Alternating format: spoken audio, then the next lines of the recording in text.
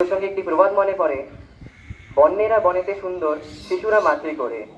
হ্যাঁ, বন্যেরা যেভাবে বনে জন্মগ্রহণ করে বনেই মিশে যায়, সেভাবেই আমরাও আমাদের মায়ের কোলে যেভাবে জন্মগ্রহণ করি, সেভাবেই প্রকৃতি মায়ের কোলেই আমরা আমাদের দেহ ত্যাগ করি।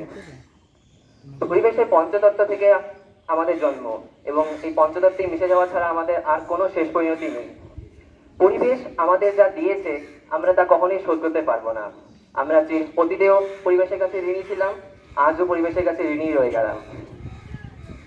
পরিবেশ মানব জাতিকে বিভিন্ন শিল্প যেমন কাষ্ঠ, কাগজ, রবার প্রভৃতি শিল্পের দ্বারা জীবিকা প্রদান করা হোক, আর বিভিন্ন ভেষজ উদ্ভিদ, বিভিন্ন ঔষধ, অক্সিজেন, জল, কুইনাইন প্রভৃতি দিয়ে মানব জাতিকে জীবন প্রদান করাই হোক, বিভিন্নভাবে মানব জাতিকে সাহায্য করে যাচ্ছে পরিবেশ।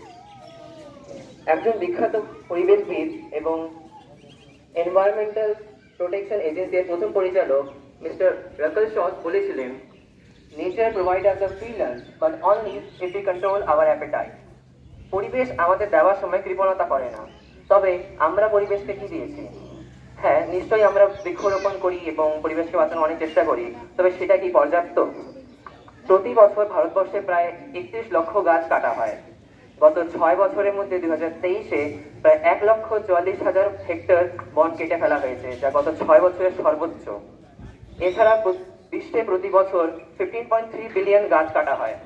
সেই তুলনায় কেবলমাত্র 51.9 মিলিয়ন গাছই লাগানো হয়। যদি এই শতাংশ বেশি দিন টিকে থাকে, তাহলে মানবজাতির ধ্বংস হতে বেশি সময় লাগবে না। আমি আশা করবো আমার এই ছোট্ট বক্তৃতার দ্বারা আমি আপনাদের সামনে ভবিষ্যতের কঠিন পরিস্থিতি একটি ছোট্ট দৃশ্য তুলে ধরতে পেরেছি। আমরা যদি এই এখন থেকে সচেতন হতে শুরু করি এবং বৃক্ষরোপণ, স্বচ্ছ ভারত জাতীয় বিভিন্ন কার্যাবলীর দিকে নজর দিই, তবে আমার বিশ্বাস আমরা এই শতাংশ পরিবর্তন করতে সক্ষম হব এবং আমাদের প্রকৃতি মায়ের রক্ষায় সফল হব।